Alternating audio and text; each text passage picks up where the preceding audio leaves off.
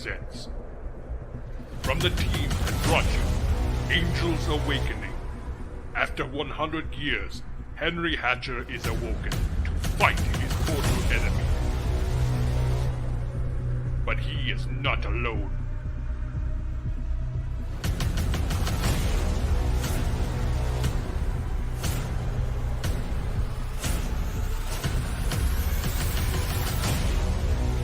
Guardian Angel.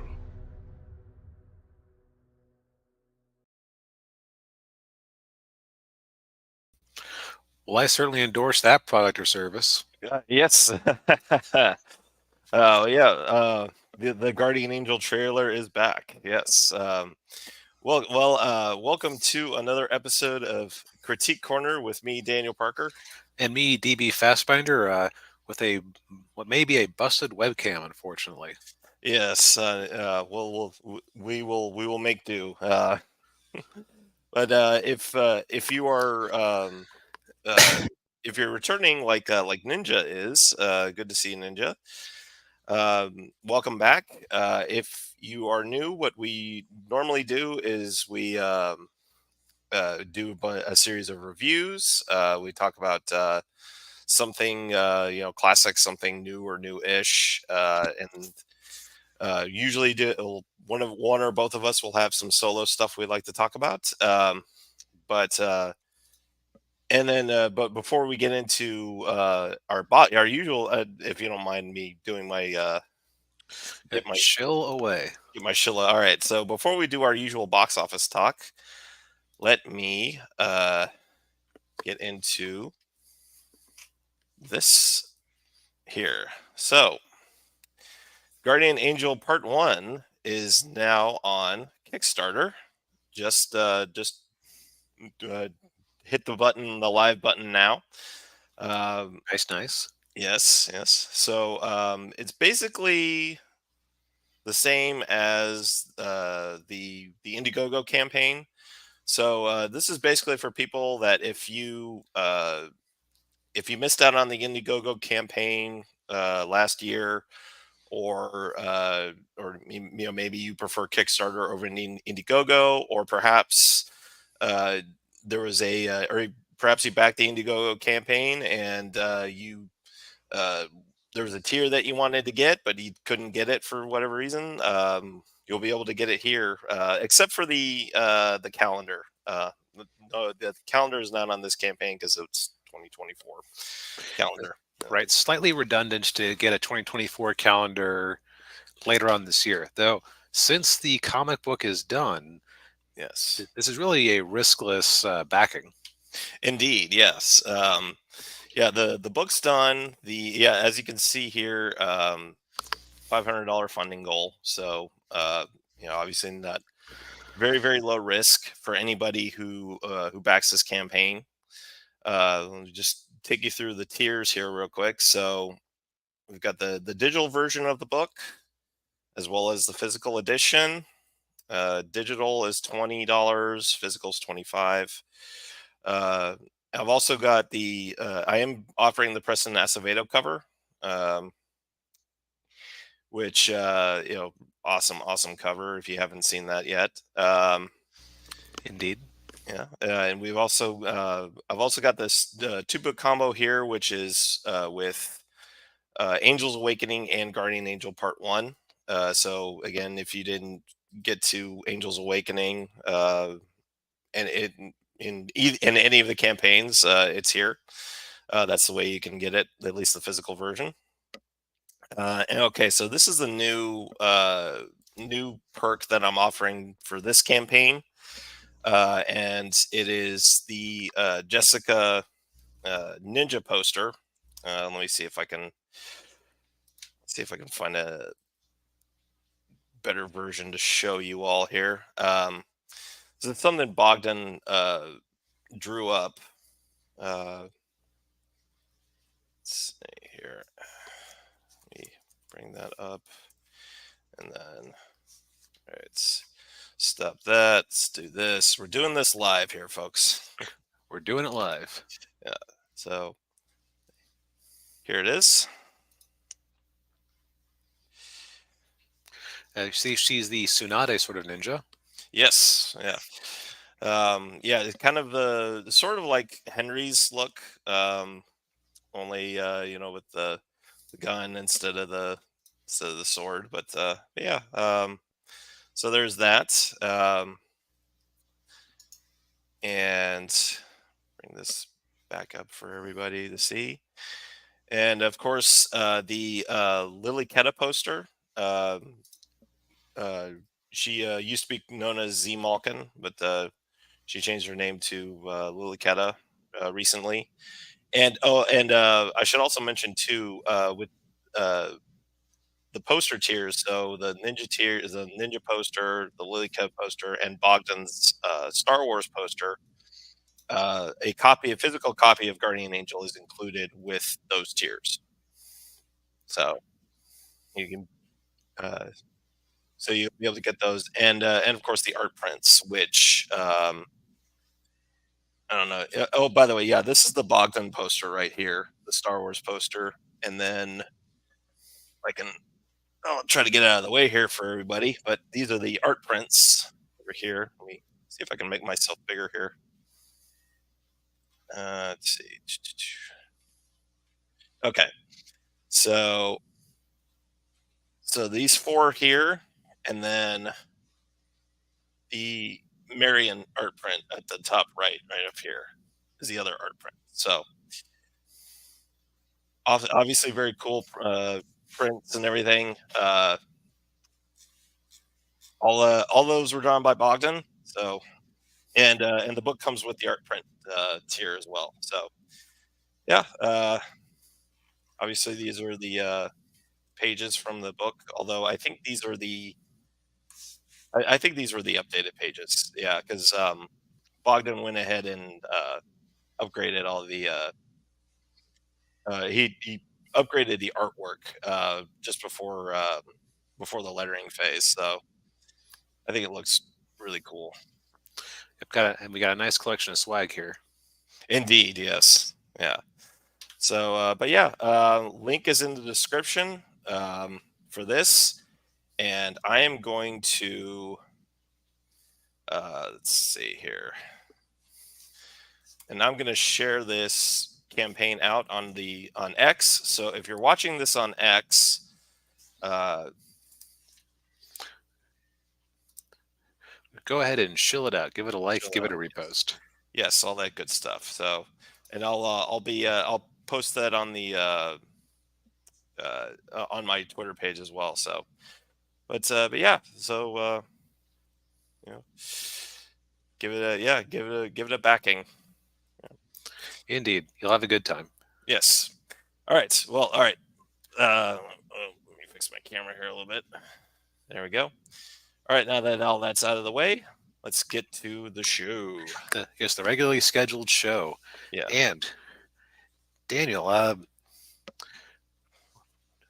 boy, Inside Out, kind of stealing all the money in the box office right now. Yes, they are. But for reference, in a single opening weekend, Inside Out made $154 million, and every day since then, like it's beaten the projection here. Which I can't think of the last time I saw a Disney or especially a Pixar movie that did that. Yeah. Yeah, it's well, I'm trying to think. That would be probably like what came out in Whatever came out pre-pandemic. Yeah, anything yeah, so I'm trying to think like 2019. When there Was that Toy Story 4? That might have been Toy Story 4, yeah. But yeah, I was slightly skeptical about this movie, but not only did it have a good opening weekend, it is not really slowing down at all. In fact, it made more money on Wednesday than it did on Tuesday, which is unusual since Tuesday is usually like bargain ticket day, and it's usually one of the better days of the week. Yes. Outside the weekends, I should say. And so it's interesting that this did so well, considering that we've had a muted year. Yeah, I think I think Dune Part 2 had the biggest opening weekend previous to Inside Out 2. Right, it was like 80 million, I think. Hmm. I mean, just for reference, in a single weekend, it almost has matched Kingdom of the Planet of the Apes' 6-week cum domestically. Mm, A single weekend, it's like taking Furiosa and adding it to Garfield, and with right. another 20 Yeah. million. Yeah. So well, let's talk about lessons here. First off, it seems to me that the idea that people don't want to go to the movies at all anymore is just categorically disproven. Yes. Yeah. It just has to be a movie that interests them. Indeed. Yeah. Yeah. It's. I think. Uh, yeah. It. This having having a decent movie. Yeah. And basically and something familiar too. I think. Right, Um. that helps. Yeah. Because I mean, I know a lot of people probably weren't clamoring for a Bad Boys 4, but it seems people seem to be interested in an action movie with two middle-aged guys, and who are probably past their prime career-wise. Right. In the previous one was well received, and now I almost wonder if. So okay, so I think that last summer Elemental probably suffered a bit for the previous Pixar movies because you had you had Lightyear, but then you had that round of Pixar movies that went straight to Disney Plus that I Mhm. don't think were like some of them were decently received in some circles, but well, when you have to come out and say, yeah, from now on we're not going to focus so much on biographical movies for the directors Yeah. like Luca and Turning Red. Right. Yeah. Yeah. And then as far as there's also just going to be a certain amount of pent up demand, and because we've hit the summer, movies are air conditioned. Not everybody has an air conditioner, Right. Yeah. so movies get a certain amount of business just based on the fact that you can go somewhere cool. Yeah. So it's perfect timing. It was a movie that, despite my misgivings last week, I guess it did have enough appeal to pull people back. It also sounds like there wasn't really anything bad in the movie. No, it you mean Inside Out too? Yes. Yeah, yeah. Yeah, story wise, it sounded like it was a decent story. Although from what I've heard from some people, say it's kind of like average Pixar. It's not like it's not Toy Story 3 or Right. yeah, or Well, like I'm trying to like the first Incredibles or anything like that. right. Though if I compare it to, say, like Elemental, we watched Elemental. We came away with an overall positive-ish review, Hmm. but there were like a lot of caveats with it.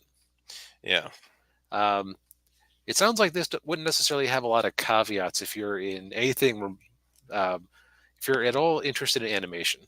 yeah, So, you, it occurs to me that we've been hearing rumors for years about Pixar being folded into Disney Animation. If they can pull off a couple more of these, it might be a reverse merger, if you will, hmm, in terms of where the talent goes. yeah. Yeah, obviously, we have to wait and see how like something like Toy Story 5 would do, or Oh God, they are doing a Toy Story 5. It, yeah, I think the downside of this is that it's going to hammer in the message that no, people don't want original Pixar movies. No, we just don't want bad to mediocre original Pixar movies. right, yeah, So moving down the list, the previously mentioned Bad Boys Ride or Die had a really good hold, just a 40% drop. mhm. Yeah, yeah, good, very good for like I said, a couple of middle aged guys and in a A movie fourth forward movie of of franchise. yeah, and rated R movie, yeah, Yep. Kingdom of the Planet of the Apes actually hopped up to third place from fifth place and made more money than it had the previous weekend. I wonder if that one kind of benefited from a counter programming perspective. Like, imagine you have a dad who doesn't feel like seeing Inside Out 2, but they're all going to the movie theaters at the same time. That would be a reasonable choice for different demographics to go to the movies. Yeah. They might just be drawn in. And plus, with the box office, a rising tide does seem to lift all boats. Yeah. And if we compare it to how long they've been in theaters, even the other two major family releases that we've been tracking the last couple of weeks, Garfield and If, which are positions 4 and 5 respectively, well, they definitely took a bit of a shellacking because they now have, an apex predator when it comes to family entertainment in town. Indeed. Yeah. And hey, Edwin, good to see you, Hi, man. Edwin. We'll be seeing you next week, man. Talking about Ace 3. Yep. But yeah. Inside Out 2 is definitely taking the win out of the sales for Garfield and If. Yeah. Although again, they've both been in theaters for about a month. If I'm surprised at the legs that has developed, because reviews I saw early on just made it kind of sound like a super generic. Oh, they just ripped off Foster's Home for Imaginary Friends. But other comments I've heard have just made it sound like it's actually worthwhile on its own. Yeah. And then let's see here, rounding out the top 10. Let's see if we have any new faces here. We've got The Watchers in its second weekend, which didn't have a huge opening to start with and is down 50%. So it's another Shyamalan adjacent film that's not doing the best. Yeah, man. That guy can't catch a break. I mean, they keep letting him make movies, so clearly somebody thinks it makes sense. Yeah. Then we got Mad Max Furiosa Saga. Oops, said that backwards. It's okay.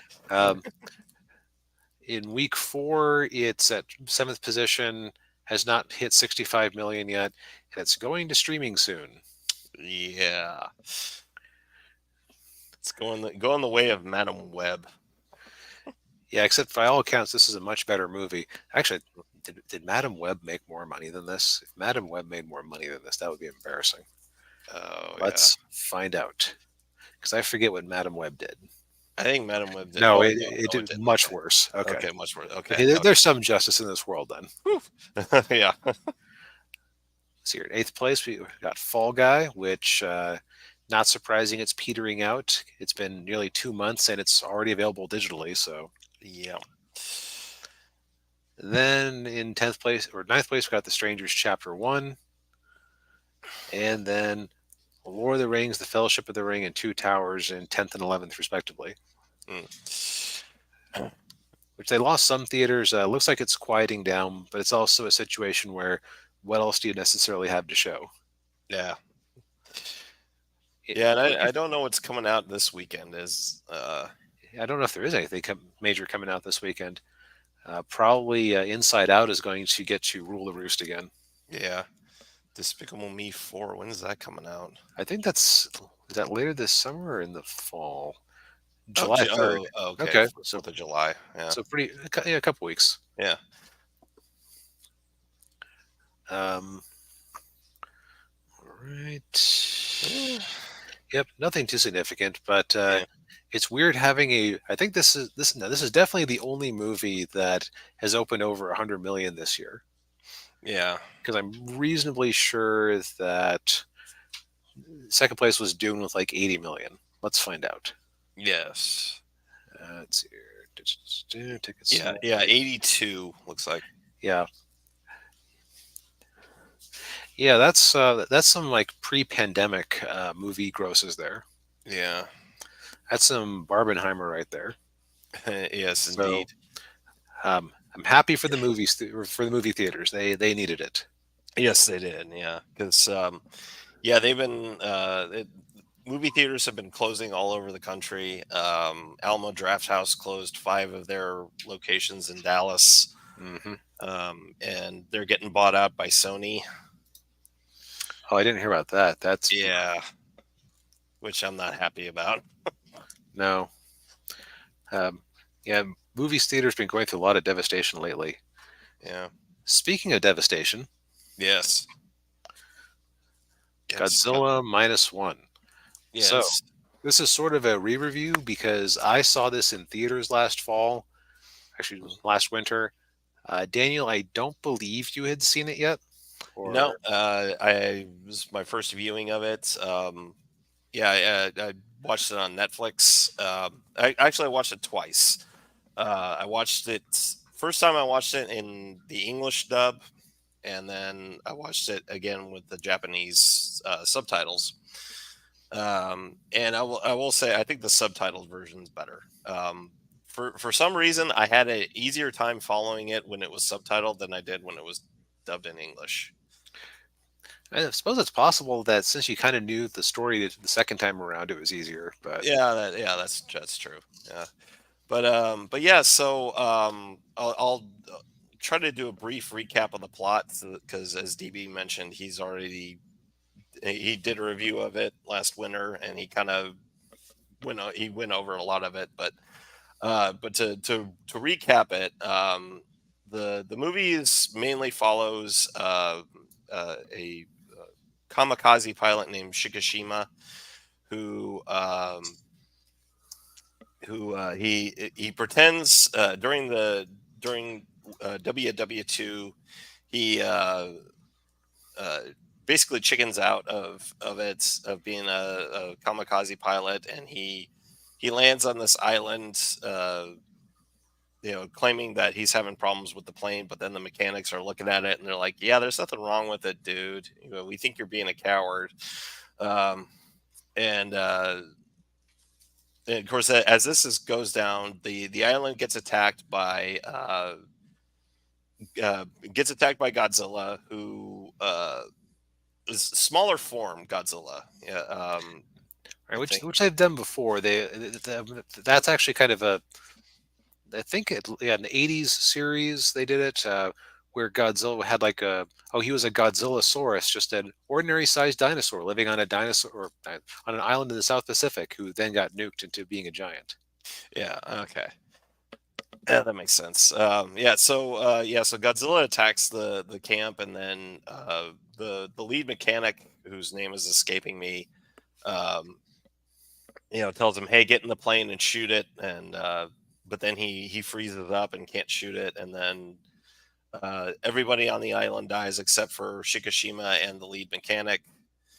Uh, and they go back to Japan when the war is over, and of course the country was just completely devastated in the war, and Shikishima's house has been destroyed. His parents are dead, and his neighbor, uh, she's just like, "Weren't you a kamikaze pilot?"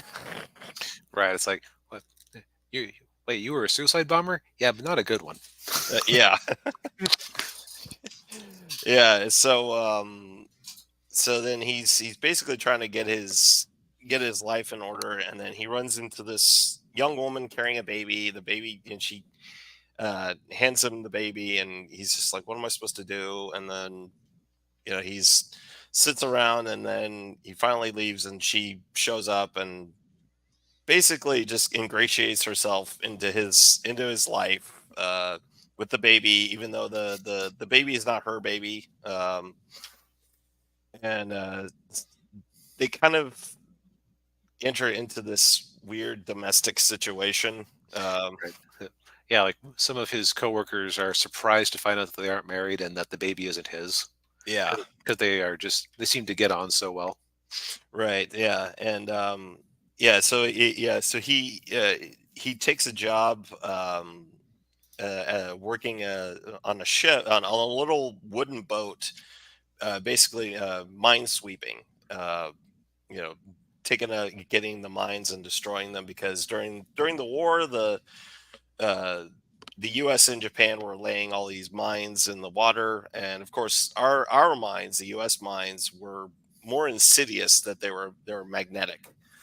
Yeah. Right. So metal boat passes by, it pops up, boom. Yeah.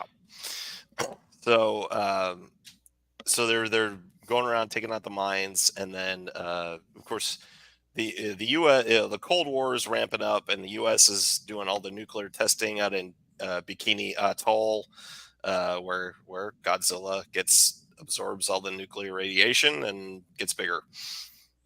Yep. And then he's just making a beeline for the Japanese mainland. Yes. Why is he going that way? Yeah. Because it's a Godzilla movie. It just wouldn't Yes. be the same if he attacked Singapore instead. Right. Yeah. But yeah. So then in Godzilla, there's some really great sequences out there on the water. Where they're dropping the mines, trying to stop them, and then Godzilla goes into Ginza, which they had just rebuilt. No, Ginza, like they were saying that it hadn't even been hit in the war. Like it was Oh, that's right. one That's of the right. one Yeah. spots that had been spared, and he's like, can't have that. Yeah. Right. Yeah. Yeah. And so then, of course, the other part of it too is Noriko, the love interest in the movie. She took a job working in Ginza, and you know she's leaving just as Godzilla attacks, and then she's in the train car, and then he goes there to try to save her, but then she dies, quote unquote.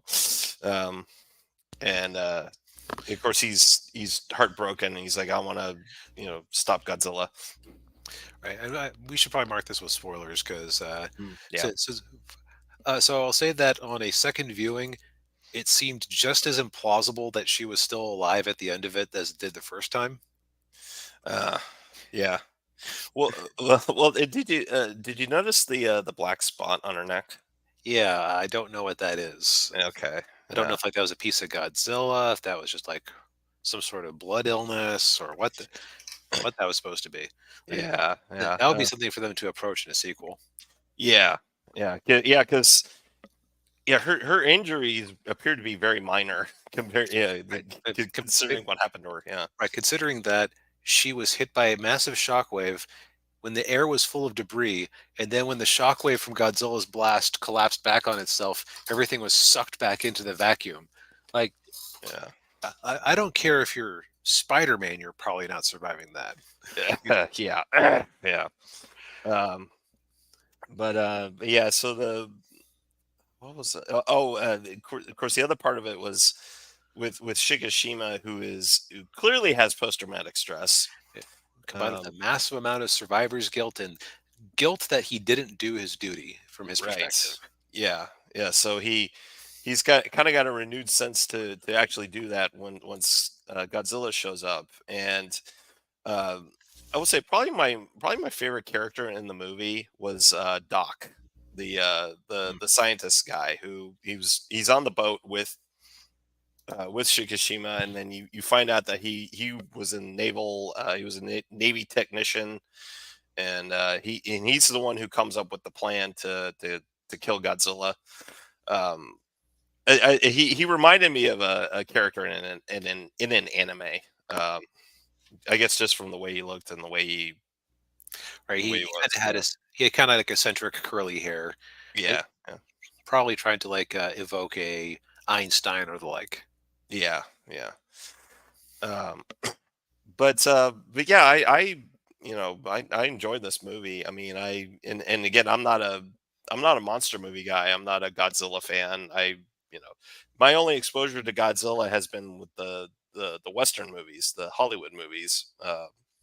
The one that came out 10 years ago, from the guy that did Rogue One, and then the really bad one from the guys that did Independence Day. Oof. Yeah.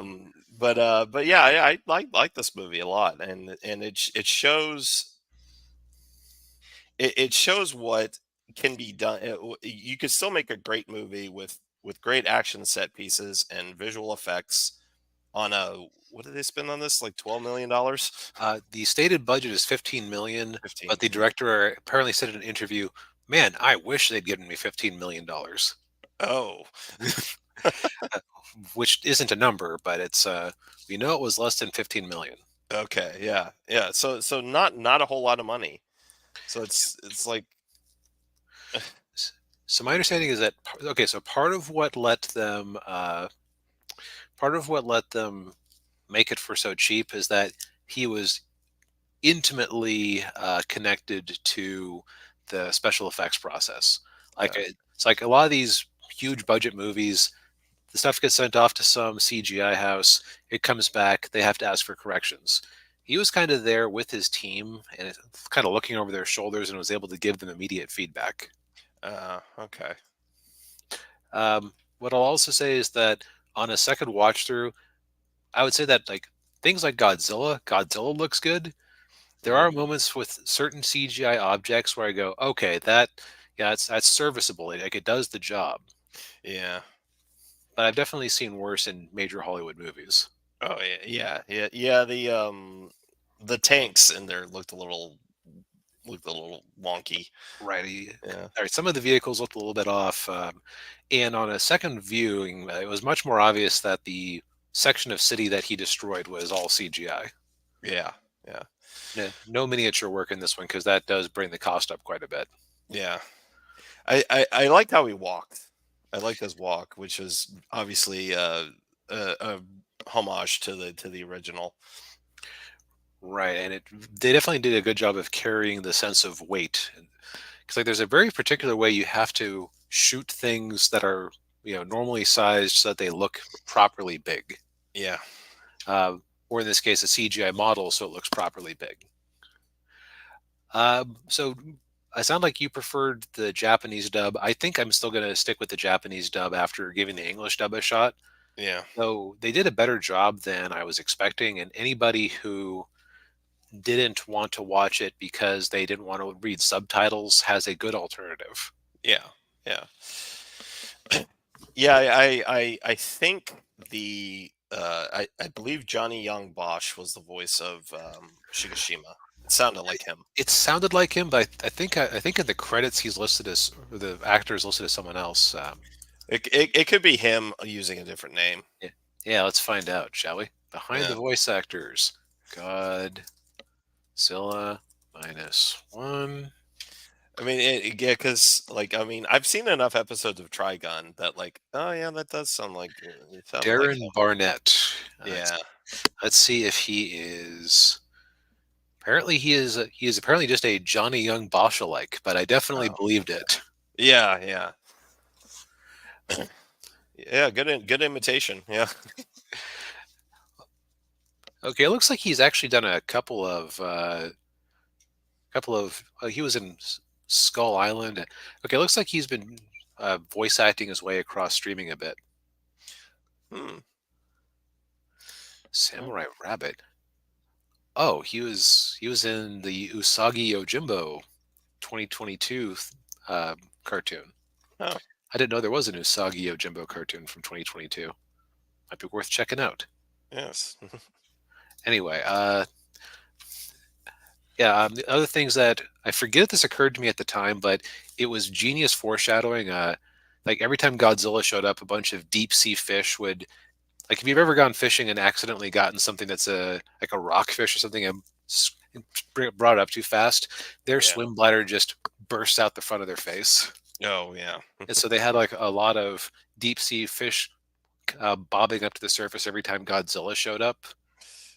And it Yeah. occurred to me in retrospect that was genius foreshadowing for their initial plan to kill Godzilla by by using his pressure against him, Right. Yeah. just like rapidly dropping him down and yanking him back up. Yeah.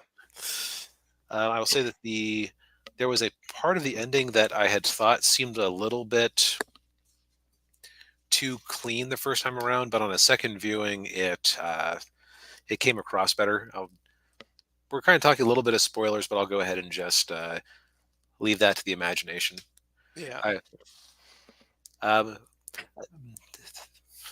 and yeah, just this is just all around a good movie. Even knowing what was going to happen, like in the scene where Noriko is in the middle of that attack, I actually teared Yeah. up a bit at certain key moments. Yeah. Yeah.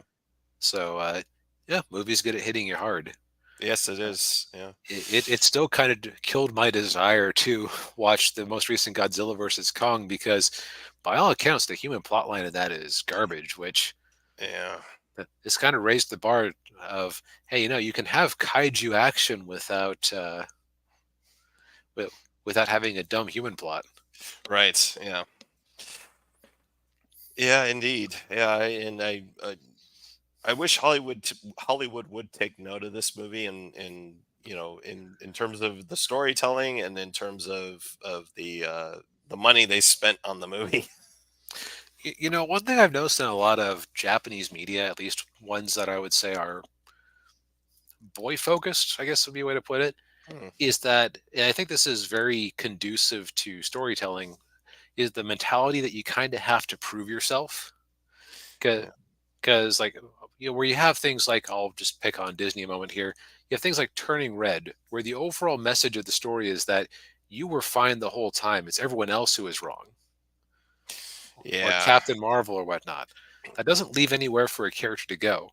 But I Mhm. can, like, things like My Hero Academia. I'm a useless normie in a world full of superheroes. I wish I was super. Well, now you get the chance to be super, but you can't control your powers yet. Okay, Mhm. I need to get good. Yeah. It, like, just the sense that there's a duty that you have to fulfill, and then you either think you failed to fulfill it or you think you're failing to fulfill it. It just works very nicely. Yeah. And so characters need goals Yeah. outside of petty revenge or whatnot. Yeah. Yeah. And they can't just be the bestest ever right from the get go. Like, yeah. Exactly. And they also can't be complete victims either. Right. Yeah. Okay, we're speaking in absolutes.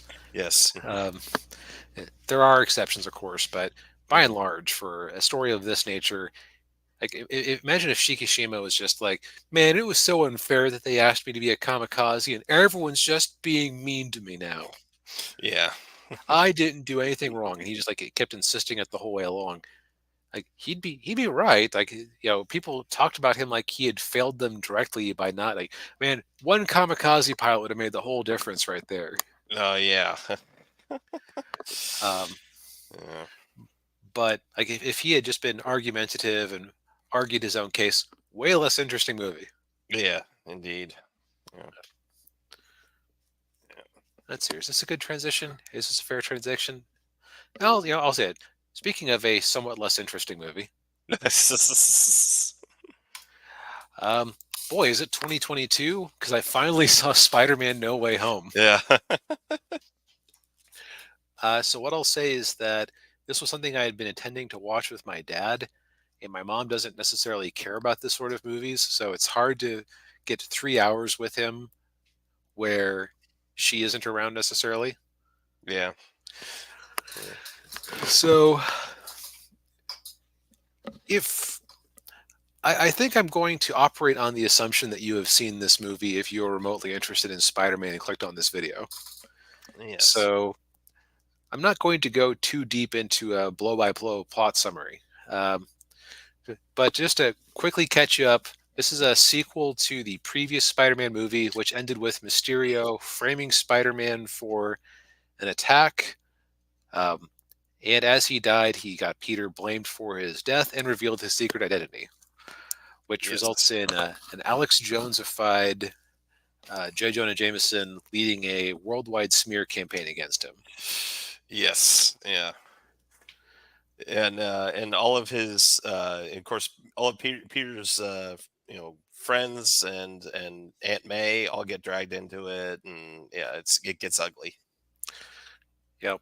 And so Spider-Man goes to, and then the thing that really sets this movie off is that he and his friends graduate from high school, but none of them are able to get into MIT. And Peter's perspective, it's one thing if they don't let him into MIT because of the danger that he poses, Yeah. but his friends are suffering on his behalf. Yeah.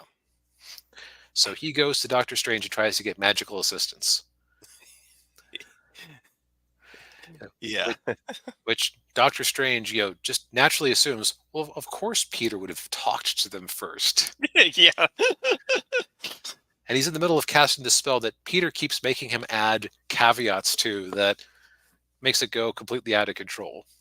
Yes, yeah. And yeah, and yeah, he's like, well, the only option is to just go talk to the college admissions and see if they'll change their mind. Like, wait, I can do that? Like, Peter, you Gen Z beta. yeah. You what do you call it? You conflict averse simp. Yeah, And I say yes. these words because that is a criticism I level at myself occasionally. Yeah. Yeah, me too. But yeah, so the results of this is that because Peter tried to make exceptions to people who would forget that he was Spider-Man, it ended up being a spell that would bring in everybody who knew who Peter Parker and Spider-Man were from across the multiverse. This results in a collection of the movie villains showing up. Because since, one of the funny things about most of these Spider-Man movies is that where in the comic books, very few people actually figure out who he is.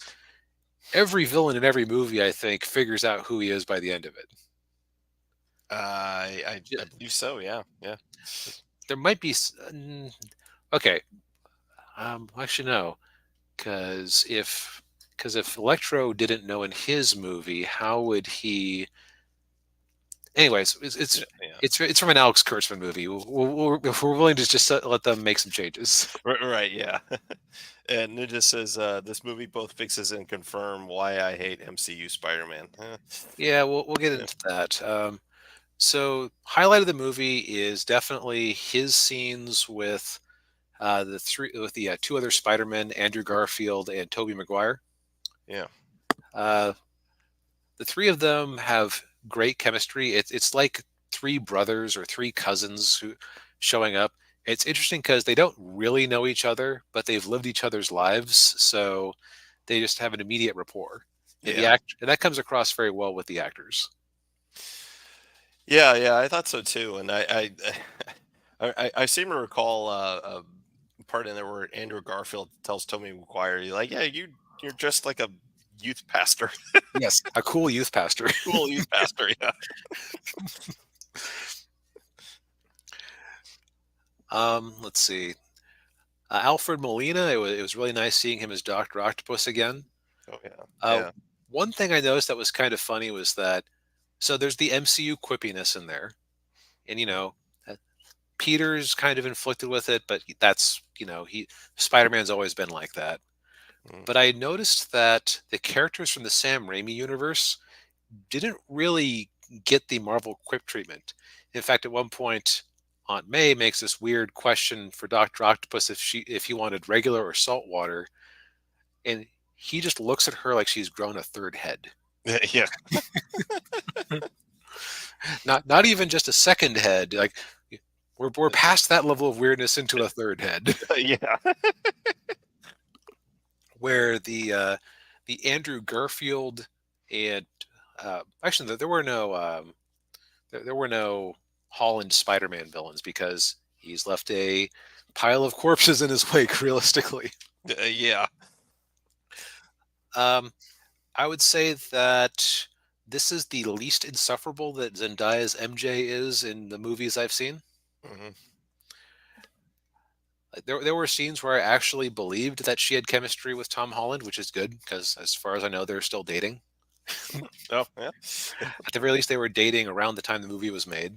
Yeah. Yeah. But the thing is that I just find her character a bit obnoxious, and this movie didn't Yeah. really fix that, though I felt like it toned her down a bit, or there were just fewer scenes where she was in a position to be obnoxious. I think probably the latter. That yeah, she's not in it as much to be obnoxious. Yeah. Ned Leeds is still kind of the fat comic relief. Mm. Um, Although he does get a little more to do in this movie because right, since he has magic in his family. yes, yeah. Um, as far as the fight scenes go, I thought there were some nice set pieces. I would say that things that they've kind of written themselves away is that now you can't do an MCU version of Oscorp because Norman Osborn ends up stuck in our universe and can't find an Oscorp. Right. Yeah. Which I think is a mistake because he's Norman Osborn is kind of essential to Peter's growth and character. Yeah. I'm not sure that's true for the Tom Holland Spider-Man, because the other thing I noticed was that uh, so again, I'm assuming you've seen the movie. I'm just giving my commentary on it. If Yeah. you get spoiled, that's on your own head. Yeah. I noticed at the end when they had Aunt May's grave, Mhm. you know what there wasn't sitting next to it? Uncle Ben. There was no Uncle Ben grave. Yeah. I think he might have gotten mentioned in passing once in his introduction in Captain America: Civil War. I have not gotten around to seeing the first of his Spider-Man movies, so I don't know if Uncle Ben got a name drop there.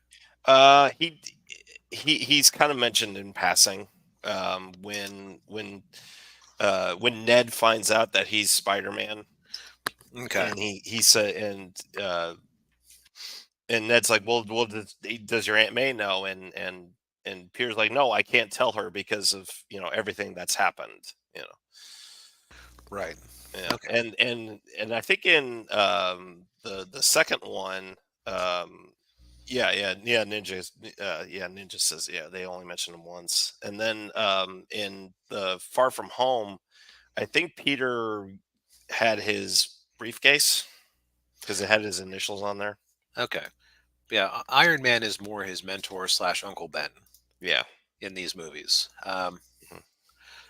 So it kind of does a disservice to the character, though I understand why they would get the idea to do it like that, because we've had in our universe we'd had two Spider-Man trilogies in the course of 15 years, or excuse me, we'd had five Spider-Man movies in the course of that many years with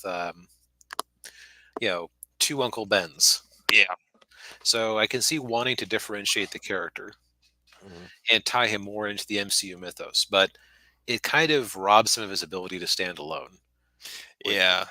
which the fact that this is one of the better movies featuring the character, and what do you know, he doesn't stand alone here. Yeah. Because there's two other Spider-Men. Yeah. I don't know where they would go from here. Presumably this character is showing up again, if only because his last movie made nearly $2 billion. Yeah. Yeah. I think they. Well, the franchise is such a mess right now. Yeah, With all the reshoots that they've had to do for Captain America 4, right. and from what I hear, Thunderbolts is probably not going to be very good. To be fair, Yeah. I don't think that like peak MCU would have been able to make Thunderbolts interesting. Yeah. Yeah. And Ninja brings up a good point. The biggest problem with the MCU version of Spider-Man is that they made him too nice and good. He doesn't have a spine nor a rage that drives him to make dumb decisions. Maybe Mhm. that's part of the reason why I don't like Zendaya MJ, is because Tom Holland is so spineless that he can't stand up to her. So her it's almost like she's constantly giving him tests that he fails. Yeah. It's like, hey, you know will you push back? Oh, Yeah. okay. Yeah. Um, I will say that in this movie, his desire to kill Norman Osborn was sold very well. Mhm. Tom Holland is actually a pretty good actor. Yeah. I think he'll be playing 18-year-olds until he's 40 Yeah. with his boyish good looks. But um, like that scene where Aunt May had been laid low, Mhm. I had known that she died. I mostly avoided other spoilers, but I knew that much. Oh, yeah. Um, but it still kind of hit me hard. So that, Yeah. it's like, I'll call that a good sign. Yeah. Yeah. Um, so overall, this is definitely the best post Endgame Marvel movie I've seen, which isn't a super high bar, but I would say this is at least like a 7 or 8. Yeah. Um, Also, when I saw the end credits, and I saw how they were trying to tie this into Multiverse of Madness. Oh yeah. You lying dogs. You Yeah. made it sound like it was going to be Doctor Strange dealing with the consequences of messing with the multiverse in this movie with the help of Scarlet Witch. And that's not what we got. Not even remotely what we got. I mean, they had Yeah. America Chavez in there, so that was accurate at least. But Yeah. still, Yeah. you liars. Yeah. Oh, Ninja, man. You He know, liked the Ultimate Spider-Man was better than MCU Spider-Man. you know what? I'll agree with that. And I was a big fan of Ultimate Spider-Man back in the day. Mm. At least the Bendis run. Back when he could write a good comic. No, yeah. But yeah, if for some reason you've sat through this and had me spoil major revelations, uh, I'd say give this a shot.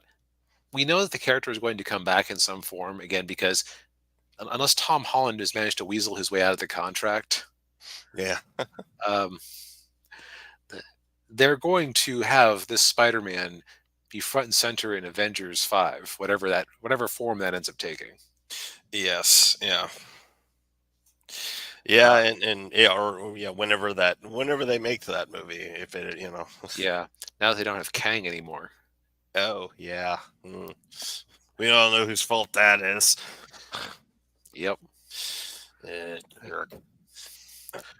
But yeah, no, I agree. Yeah, this I actually need to go back and rewatch this movie because I haven't watched it in a couple of years. So, but yeah, I remember enjoying it when I first watched it, and and like you, I enjoyed seeing Alfred Molina again as Doc Ock.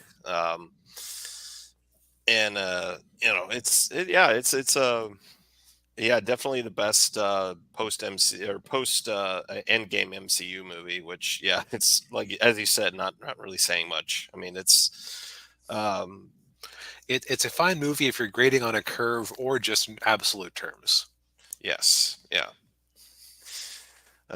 yeah. I would say the only two MCU movies that I've liked after Endgame were like this one and Guardians of the Galaxy 3. Yeah, from what I've seen, I'd agree with that.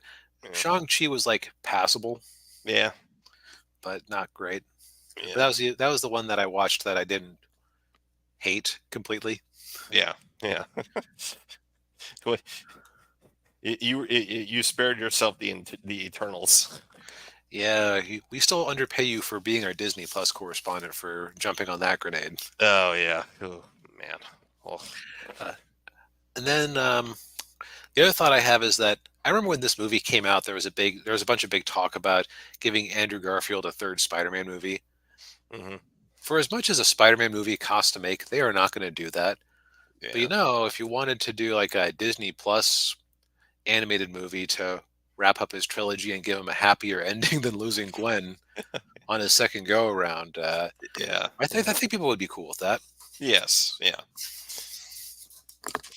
Although that part when he saved MJ, I thought in this movie was really good. Yeah, everybody got a nice. Everyone got moments of shine. Yeah. I also had a fun little nod to Toby Maguire's real life back issues Oh when they yeah. had Andrew help them stretch out. Yeah. Yeah. He hurt that was during the Spider-Man 2, I think, was when he hurt his back. I think Yeah. Seabiscuit too Oh, Seabiscuit. Yeah. Yeah. is what I seem to recall hearing at the time. And but they probably made a joke about that in Spider-Man 2, considering that whole I'm Oh back" yeah. falls onto a car. My back, Oh my. my back. Yeah. Yeah. Yeah. Yep. Now, speaking of people who go outside in their pajamas to fight evil, Oh man. we watched The Phantom, or per this French movie poster we found, Le Fantôme du Bengale. Yes. Oui. And if there are any French people in the audience, apologies for the pronunciation. I took Yes. German and Spanish. Yes. Yeah. I took Spanish. Yeah. So yeah. So I think we picked this one because it was this on Netflix or was it on Max? I forget. Max.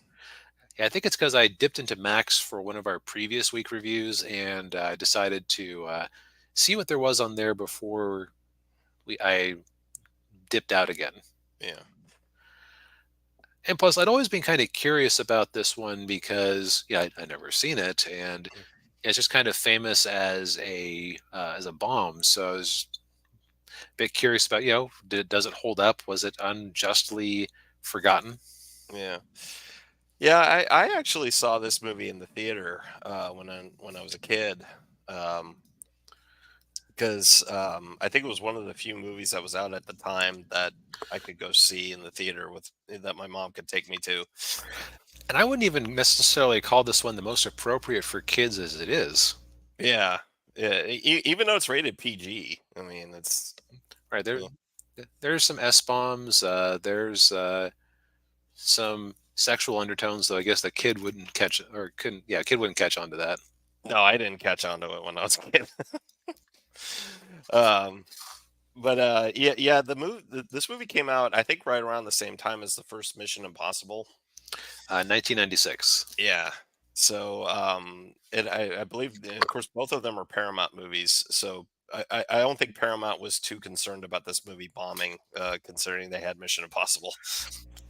Yeah, this the whole making of this movie is kind of interesting, or I should say at least the why it was likely greenlit Mm. because Batman came out in 1989 and blew up the world, and so other studios went, hmm, well, we Yeah, don't really have access or the budget to do a real superhero movie, but Batman was a 1930s pulpy character yeah, yeah, who's a superhero. What if we greenlit movies about similar superhero adjacent media from the time, like this in the Shadow? yes, and yeah, and the Rocketeer with Disney. Yeah. Right. Uh, right. That's as good as getting a Batman. We're gonna. Oh, and also Dick Tracy got made. Oh yeah, yeah, So I guess it's like any DC comic character was tied up at Warner Brothers, and Marvel. Well, their live action productions throughout the 70s and 80s were kind of bad, to put it bluntly. yeah, yeah. They're yeah, like the Captain America movie and Dolph Lundgren Punisher. Dolph Lundgren Punisher. You had Roger Corman's Fantastic Four, which never actually got released. Yeah, Yeah, because the special effects just weren't around to make a proper Marvel movie on a budget. Oh, and there was also a James Cameron Spider-Man movie that went nowhere. yeah, yeah. But okay, we've been talking around the movie. Let's talk about Yes, the movie. yes, yeah, yeah. So, the Phantom is, of course, as DB mentioned, a 1930s pulp fiction comic book hero. He's he goes by another name called they call him the Ghost Who Walks, Mhm. and the reason for that is because he dies, but then he'll come back wearing the same purple spandex suit, Right. and When it's really just a mantle that gets passed from person to person, but yeah, because it's a secret, there's this 400-year myth about the Phantom just like being immortal. right, yeah, yeah. It's a generational thing. Yeah, it's passed from father to son, and yeah, because which it gets mentioned later on that the Phantom, getting married and having kids is actually very important. But which I think is like the only comic book character I can think of where that's the case. Yeah. Well, it helps that this is a comic strip character, so Oh, that's true. Yeah. But yeah, so it picks up in 1938. They're in the Bengali jungle, and you got these treasure note, hunters, not Bengal, the region in India, right? Bengali. It's Bengali. it's Walmart counterpart. Yes. And one of the treasure hunters is played by James Remar, who who was the bad guy in 48 Hours, which was a movie we Oh, okay. I reviewed. thought he seemed familiar. Yeah, and he was also originally cast to play Corporal Hicks in Aliens, but he got fired from the movie because he got arrested for having illicit substances. Ooh. Yeah, so he got replaced by Kyle Reese from Terminator. Um, but that's another story for another time. But they're in the jungle, and because they're looking for this skull. It's a silver skull, and they've got this kid who's they basically kidnapped and are forcing him to be their guide, and then drive their big truck across a really rickety wooden bridge because they're jerks. They established a few things about the villains very early on. Yeah, First off, this movie has kind of a campy, jokey feel to it in a lot of places. yeah, it does. Yeah, and It's I almost think almost yeah, Marvel-esque. yeah, and I think that's kind of partially because in the '90s, they really didn't know how to make a comic book superhero movie really, and they weren't really sure if they should make it like just really dark or if they should make it campy. And this movie kind of like bridged the two, although probably ventured more into campy. Because I Right. mean, it's about I mean, this is a movie with a guy wearing a purple spandex. I mean, Yeah, we'll get into that in a minute. So, but they also do a good job of showing that the villains are pretty much scum because, oh well, someone has to drive our truck across the rickety bridge and make the local boy do it. yeah, yeah. Um, so, so And yeah, so the yeah, so they get the skull, and the Phantom shows up with on his riding his horse with his wolf. Was it devil? devil, yeah, The devil, the wolf at his side. yeah, yeah, and uh, then of course James Remar's character is like, well, no, this he's just like, how is this? How's he here? I killed him already, Um, Right. And also, they did a little bit of foreshadowing where one of them had a mark of a skull on the side of their head, which was mhm, left when you get punched by the Phantom's ring. yes, and so unfortunately for the Phantom, the bad guys get away with the skull, but he does manage to rescue the kid. And when he's in his cave, his kind of like bat cave kind of thing, um, he finds out that the skulls are that the skull that they took was only one of three, and all three of them together make this big super weapon. uh, and they and from what he could tell, they were the bad guys are part of the Sang Brotherhood, which are they're like a band of pirates. They're the mortal enemies of the Phantom. Right. They were the ones who got the ancestral Phantom washed up on a shore originally. Yes. And the other aspect of the movie is that the ghost of the Phantom's father, or I should say the Phantom, is played by Billy Zane, um, who most people remember from Titanic. Um, and of course he talks to his real name's Kit Walker, and he talks to his father, who's played by the guy from The Prisoner, Patrick McGoohan. McGoohan. Thank you. Um, and yeah, he talks to his dad, who's a ghost, and uh, that's never really explained if he's actually talking to him or if it's just like he's talking to himself and like I I think that the ghost knew things that he didn't at some point, so okay. I could be mistaken. Oh no, that's right. He did. Yeah.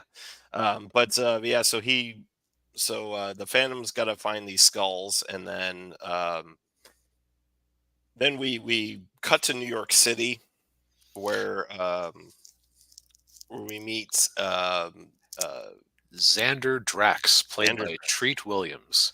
Yes, yeah, My favorite character in the whole movie, because he's like a sinister version of who's that insane 30s millionaire made the Spruce Goose? Howard Howard Hughes. Hughes. Howard Hughes. Yeah, he's like an evil Howard Hughes with his energy.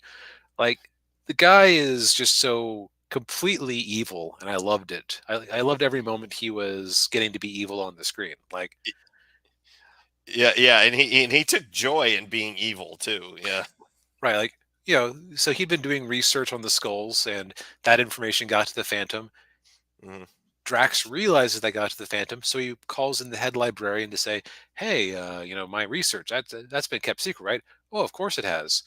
Mhm. Great." Now he'd been playing around with a gimmicked microscope that if you twisted the knobs, like two spikes would shoot up into the Y- eyes. Yeah. But yeah, he makes the guy go over and I say, "Could you help me look at something? I'm trying." It hands you to focus, Mhm. and right before the knives pop up, there's a sheet of paper under there that just says "liar." When the Yeah. head librarian was saying that he had kept his secrets, Yeah. like Yeah. that is an amount of dedication to the craft of evil that you just have to Yes. admire. Yeah. Yeah. Yeah. Um, yeah. And so, the uh, the the editor of the big newspaper in New York is on to Xander Drax, because he knows all about what he's doing. And of course he can't leave. I can't remember why they wouldn't let him leave. He couldn't leave New York for whatever reason. So instead, his niece Diana Palmer, who's played by Christy Swanson, she goes in his stead, because she's a strong, independent woman. Who, uh, of a 1930s variety. yes, yeah. Eh, And they did some interesting things with her that were subtle. I don't know if they quite rise to the level of subtle, but I enjoyed it. Like she's just very uncomfortable with her upper class lifestyle. Like Hmm. she shows up at a party, she isn't wearing a dress, she's just wearing like adventuring clothes. There's this rich guy who's been after her. She says, "Oh, I'm starving." They go back to the kitchen and she makes herself a rough bologna sandwich Yeah, rather than eating the hors d'oeuvres at this party. yeah, yeah. So they do a good job with establishing her character pretty quick.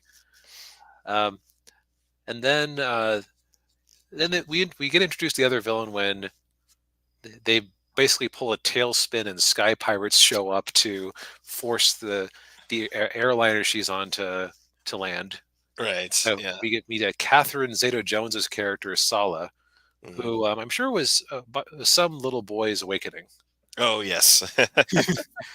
because she's a classic femme fatale, seems to almost have a thing for Diana, definitely has a thing for the Phantom. Hmm. And we should Yeah. mention that Phantom and Diana had a thing from when the Phantom was apparently in the U.S. going to college in between his adventuring, I guess. Yes. Yeah. Oh no, maybe he had been sent there and he had to quit. He suddenly had to quit college, possibly because maybe that's when his dad died and he had to come back and be the Phantom. I think that's what it was. Yeah, Yeah. that's right. It's been a week since we watched it, so I'd kind of forgotten. Yeah. Yeah. Um, yeah. So yeah, because he shows up in New York, meeting with her uncle, and yeah, she gets on. He's like, "Well, you left. You didn't say goodbye or anything." He's like, "Well, I had to take over the family business." Yeah. Yeah, yeah, yep. Okay, thank you. That makes sense. Yeah. Um, so the rest of the movie is kind of it's a treasure hunt. Oh, we have to keep the villain from getting the skull, and Yeah. I would say the first two acts I quite enjoyed. Third act was a little bit weaker, in part because Xander Drax got demoted from being the main villain, Yeah, or at Yeah. least he got it. He came under the power of another villain. Yeah, yeah, because they get the one of the skulls is at the museum in New York, and then they find the third skull on this island in basically like kind of like the Bermuda Triangle type Uh, place. right, Bermuda Triangle, but in the South Pacific. Yeah, and you rightfully pointed out that there was no way that little pontoon plane they were on had enough fuel to take them from New York to Yeah, because here's the thing, like if so, the Phantom had to jump onto the airplane and was like he was holding onto the pontoon the whole flight. If he hadn't been there, I could have almost assumed that they had stopped to refuel at some point. But yeah, the fact that there's no way that he would cling to it for that long and then get off and then get back on again. right, yeah, There's just no way. yeah, Um, so like that was like a kind of a break in the reality of it. And then, but they come across this secret Sengal pirate or Senga pirate, whatever it yeah. is, uh, encampment run by the great Kabai Sang, played by Kari Hiroyuki Tagawa, who you may remember from Mortal Kombat as Shang Tsung. Yes, yes. Yeah, and yeah, then he basically kind of takes over. Yeah, like you say, he kind of takes over as the villain. For like half a scene, Yeah, and then Xander Drax gets the three skulls together, and it seems like everything is doomed until it turns out that the Phantom had the fourth skull that was needed to control it the whole time. It was his ring. yes, And they proceed to have a Dragon Ball Z style beam struggle yeah, to save the day, yes, yeah, which I only exaggerate slightly. yeah, So that's the broad strokes of the movie. There are good phantom scenes. Actually, yeah, good phantom scenes which have action in them, which we glossed over. But yeah, uh, I would say that if this had just been you could have very easily rewritten this to lose the Phantom mythology and just have an interesting Indiana Jonesy style adventure. hmm yeah, Because I found that Zane was actually he looked cooler when he was just walking around in a uh, long coat and fedora in New York. yeah, That costume is kind of crap. I'm sorry. yeah, yeah. It does. It looks really cheesy. Yeah.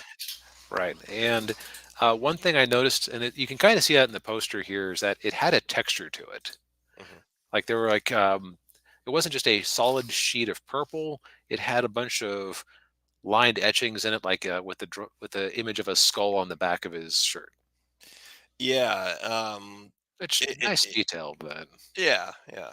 Um, if I remember right, I believe it was Sci-Fi Channel tried to do a modern version of this. I want to say like 10, 15 years ago. mhm. Um, and they updated the suit to make it look a little more modern. You know, kind of give him like a helmet and armor and everything. Um, it was okay, not great. That might be too far in the other direction. I would say like my biggest thing with this is it's a type of costume that was easy to draw, hmm but because daily comic strip, you kind of have to cut some corners somewhere. Yeah, yeah, But I don't know that the materials at the time would have necessarily let you make a workable costume like that that wouldn't just fall to pieces or give you heat stroke in the jungle. yeah, yeah, yeah. Obviously they were trying to make it comic book accurate, which you know can work and sometimes it can't. Just look at Captain America's suit in the first Avengers movie. Yeah. So I think I would overall say I enjoyed this more than I didn't, hmm just because it's a very different flavor than you often get from movies. Yeah. Like it's very much a 30s throwback. hmm So it's like watching an Indiana Jones movie that just happens to have a superhero in a bad costume. Yeah. Which, since Indiana Jones was inspired by, well, probably partially inspired by the Phantom, hmm if more of his stories were like this, then that makes sense. Yeah.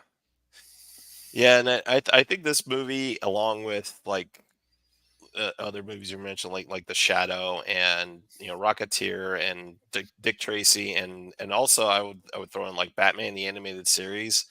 Oh Probably yeah, big, yeah, probably big reasons why I really like that time period.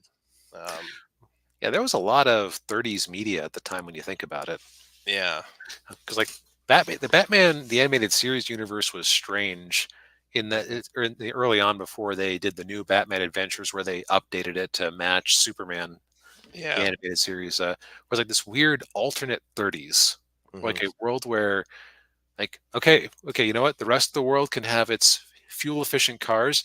Gotham local ordinances we have to buy from Wayne Motors, and they have not updated their cars since the 30s. yeah. We got to fly around in blimps and yeah, We got Tommy guns, yeah, yeah, um, but I would say this is worth a watch. Like, don't go in expecting Godzilla Minus One, where it'll make pull at your heartstrings, or whatever. It's just a bunch of cool action scenes and a few nice scene chewing performances. yeah, yeah. I would agree. Yeah, yeah, yeah. My childhood memories were right with this one. Yeah. Enjoyable, but kind of silly. Yes. Yeah. Yeah. Well, I think we have exhausted all of our topics for tonight. Indeed. Thank you everybody for tuning in. We appreciate it as always. Hit that like button, subscribe to the channel if you haven't already, hit the bell, all that good stuff. All the fun And stuff. yeah, and yes, and uh, links are in the description down below for all of our book stuff, including Guardian Angel Part One. Kickstarter is now up and running, so yeah, go buy some books, please. Go buy 3 copies. Yep. Yeah. And yeah, we'll see you next week. Good night, everybody. Good night.